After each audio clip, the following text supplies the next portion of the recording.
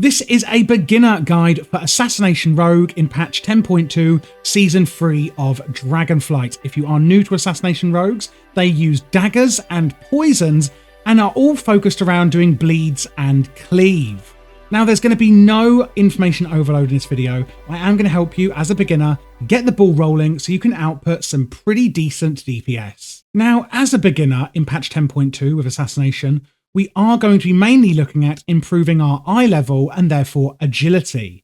But if you are interested in seeing the secondary stats and what order we should be trying to attain for them, this is my priority pyramid, meaning the largest amount we're going to want is at the bottom, and that is Mastery. So Mastery is our number one priority, then it's going to be Crit, then Haste, and then lastly, Verse.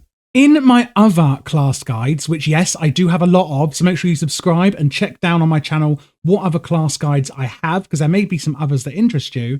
Rogue actually has a ton more utility. So unlike those, I'm not actually going to go through the utilities separately, but I would say once you're more comfortable with the spec and rotation, to look through your spellbook at all the utilities and blinds and incapacitations and things like that you have and slows, because Rogue has so many, it is insane. But as to not overwhelm you, we're just going to be looking at the cooldowns today. So here we have the 5 main cooldowns that I think are the most important for you. The first at the top here being Death Mark. This is going to actually duplicate your other abilities, and it's going to deal double damage effectively by doing that. And there's going to be some other skills and talents that are going to pull into this, which we're going to explain later. Then we have Shroud of Concealment, otherwise known simply as Shroud. This is going to be a big sphere of stealth that you can actually put on for your party. And that sphere will follow you, meaning you and your party can move unhindered through groups of enemies. And this is extraordinarily useful in Mythic Plus. Then we have Evasion. This is a really great defensive. This is down here on the left. And this is going to give you 100% dodge chance. Then we have Cloak of Shadows, which is going to give you immunity to and removal of all harmful magic effects on yourself. And last but not least is Vanish. This is going to let you go into stealth for a few seconds in combat.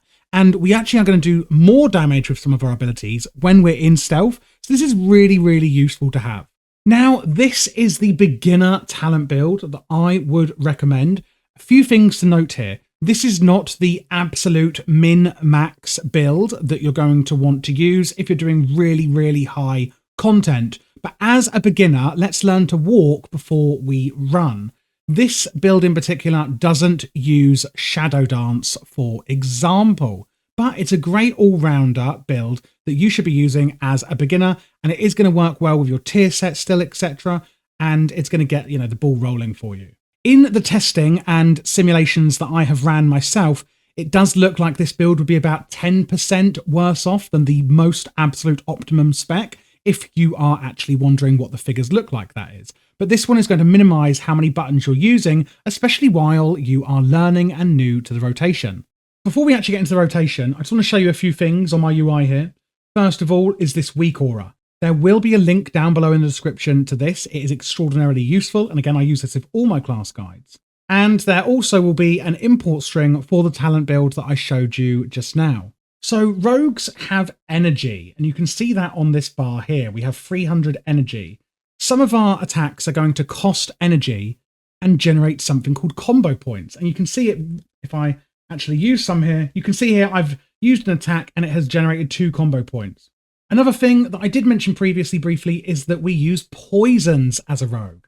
So if I move out of the way a bit, you can see down here where my mouse is, we have poisons, and we have a list of poisons we can use.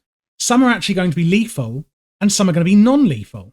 So we can actually apply 2 lethal poisons, which we are going to use this one here, Deadly Poison. So we're going to apply that to our weapon and it's going to last an hour.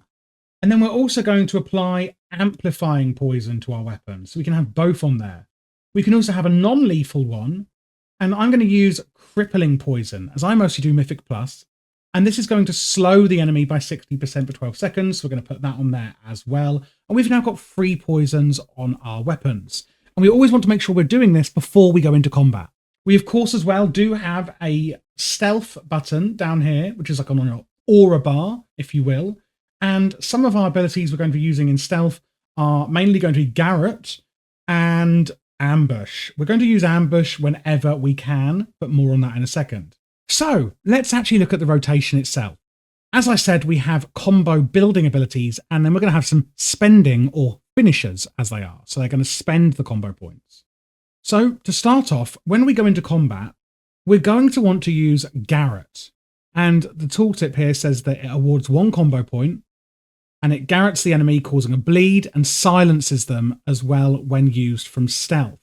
So when you're going into combat, I would always go in and use Garrett, okay? Another thing to mention with using Garrett from stealth is that we have this talent here called Improved Garrett. This means that Garrett is going to deal 50% increased damage and has no cooldown when used from stealth and for 3 seconds after breaking stealth, which is fantastic. We want to keep Garrett up on our target at all time. And you can see here, as I'm attacking this training dummy, our poisons are being afflicted onto the target and also, of course, our Garrett. So your targets will automatically apply your poisons will automatically be applied to your target when you're attacking. We're then going to use Mutilate, which is a very simple attack that is going to award 2 combo points. This is going to be our main combo point builder. And you can see here that sometimes when we're using our abilities, we're actually going to get a proc of Ambush, which can usually only be used in stealth. And when we get this, we're going to want to use this instead as a combo point builder. So using it to build combo points whenever it's available, whether that's in stealth or out of stealth with a proc. And that's going to award 3 combo points. So considering that Mutilate is our basic combo point builder, our basic combo point spender is going to be this one at number 5, which is Envenom. It drives your poison blades in deep, dealing instant nature damage, increasing your poison application chance by 30%. And depending on how many points you use, that's actually going to depend on how long this is going to last on your target. So you can see here that if we use 1 point of it, so 1 combo point, it's going to last 1 second, whereas if we spend 6, it's going to last 6 seconds. And the way that works is that if you do have 6 combo points built up, it will automatically use all 6 of them. If you only have 1 built up, it will only use 1. Now, let's look at our AoE one, and that is going to be Fan of Knives. This awards 1 combo point and is basically our AoE combo point builder. If you want to use an AoE spender, which we're not actually spec'd into here, that's going to be this one here, which is Crimson Tempest. This would be your AoE combat point spender or finisher. And a lot of our abilities do cleave, so we're not going to need to actually go into this for this build, but you can spec into that specifically if you would like to. Now, we actually have a few other finishers that we're going to want to keep up on the target at all times. And what they are is firstly Slice and Dice at number 6 here. So again, this is a finisher that we're going to want to keep up at all times. You can see here that it consumes combo points to increase your attack speed by 50%. And if we use this at 6 points, that is going to last for 42 seconds. We want to keep this up at all times. So I'm going to use this here. And you can see I've got a buff here of Slice and Dice, increasing my attack speed. Now, as I just said, we want to keep this up at all times. But we actually have another way to do this without having to reapply our Slice and Dice. If you see here that we have 40 seconds on it, and I use Mutilate to get some combo points, we can then use our Envenom, and you'll see that suddenly the time has actually gone up on our Slice and Dice. That is because of a talent we have called Cut to the Chase. Envenom extends the duration of Slice and Dice by up to 3 seconds per combo point spent. So basically, Envenom is going to extend our Slice and Dice duration. Another one we're also going to want to keep up as much as possible is Rupture at number 7 here. Finishing move that tears open the target, dealing a bleed over time. And again, the more points, the more time and damage it's going to do over time. And we're going to want to keep that one up as much as possible as well. And that is Rupture. Remember, of course, we are going to keep Garrett up as much as possible on the target as well. So just to recap so far, we're going to use Garrett and we're going to use that in stealth when we pull. And we're going to have that up as much as possible. Mutilate is our general or filler builder. We're going to use Ambush, which usually requires stealth whenever it procs. And we're going to use Fan of Knives if it's an AoE situation for our builder. Envenom is going to be our all-purpose general finisher. We're going to keep Slice and Dice up at all times. And remember that we can use Envenom to extend the time that we have Slice and Dice up for. And we also have Rupture that we're going to try and keep up as much as possible on our target as well. Going on to our second bar here, we have some cooldowns, if you will, that we're going to be using, and I'm going to explain now when and why we're going to use these. The first up is Shiv, and this is a 30-second recharge on this with 2 stacks. When we use this, it's actually going to mean that your nature and bleed damage done to the target is increased by 30% for 8 seconds. So when we use this, you can see that they have that debuff on the target. We're going to want to try and get off 2 envenoms within that window. So use Shiv and then try and get off a few envenoms because it's dealing more damage within that Shiv window. And we're going to use Shiv basically on cooldown. Not 2 stacks at once, but using it on cooldown in the windows that it opens up, if that makes sense. Then the next one we have is Echoing Reprimand. And to put it simply, when we use this, it's going to highlight 2 charges on your combo points. And if you use a finisher, you know, like our Envenom or Slice and Dice, within the window that is lit up, which is anima charged from the Echoing Reprimand, it's going to deal damage as if it was at 7 combo points. So to explain this a bit more simply, you can see here that we have 4 combo points, not 6. If we use a finisher now, because our maximum combo point is in the anima charged like combo point, that is actually going to deal damage as if we had 7 combo points. So basically, if you're up to here and it's within wherever it may be, you can actually use your finisher then and do the maximum damage without having to go further.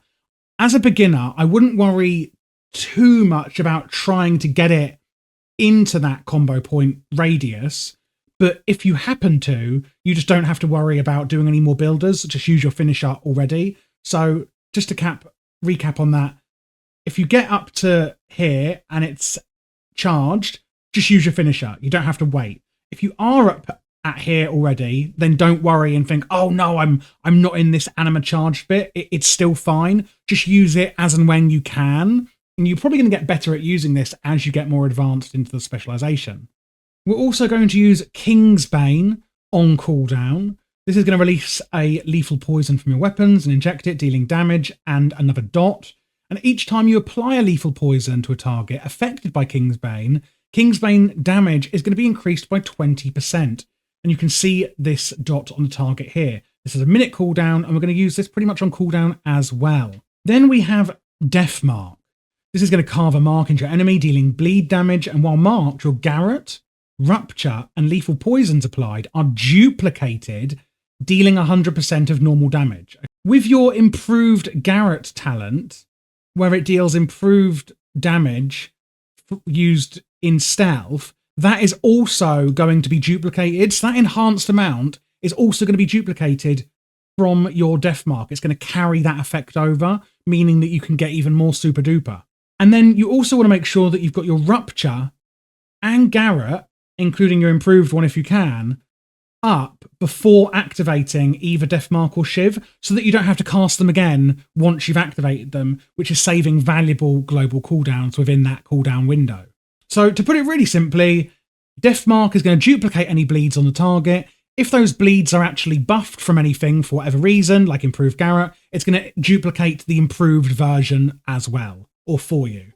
And one last thing that I'm going to say is that if you have the Rogue Assassination 4-piece set, this is going to empower your Envenom. And when we click Envenom, remember, we've got this Envenom effect here. You want to use Envenom again before this ends, and that is going to benefit from the Rogue Assassination 4-piece set. So there's a lot to think about here, even for a beginner rotation, but I'm just going to recap everything that we've been through just so that we're definitely on the right track. So we're going to use Garrot on pull, making sure that we're keeping this up as much as possible. If we use it in stealth, it's going to be even more super duper. Mutilate is our general single target combo point builder. We're going to use Ambush whenever we have a proc or whenever we can in stealth.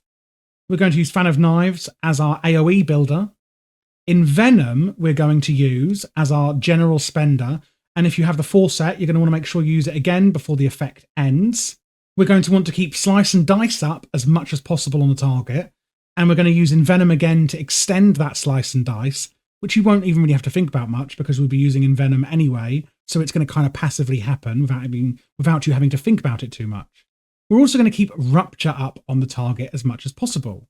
We're going to use Shiv to increase our damage, and we're going to try and make sure that we get our bleeds on before activating Shiv, and we're going to try and get 2 Envenoms in that window.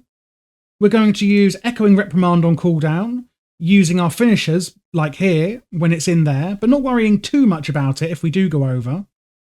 We're also going to use Kingsbane on cooldown, and we're going to also use Deathmark to duplicate any bleeds we have, and that is going to continue over from our improved Garrett or any buffs we have on our bleeds, making that even more powerful if we can. And last but not least, 2 small little things I haven't been through is Facility is another cooldown you have, restoring 100% energy, and the mastery is also increased by 13.6% for 6 seconds, and you can actually have 3 charges of this. Now, you don't want to use this if it's going to cap your energy or overcap it, so, try and use this as efficiently as possible. And then don't forget, we've got Vanish, which is going to allow you to vanish from sight, entering stealth while in combat. Now, this is, again, a beginner build. Once you're really comfortable with this build, I would actually say that maybe if you want, you don't have to, you can then graduate from this build into a Shadow Dance build, which is going to be a lot more complex. Overall, Assassination Rogue is really, really fun to play, and I'd love to hear how you get on. If you do have any questions, feel free to either put them down below in the comments, where I try and reply to as many as I can, but also if you would like a faster reply or want to discuss anything or about any other class guides, then please do join my Discord.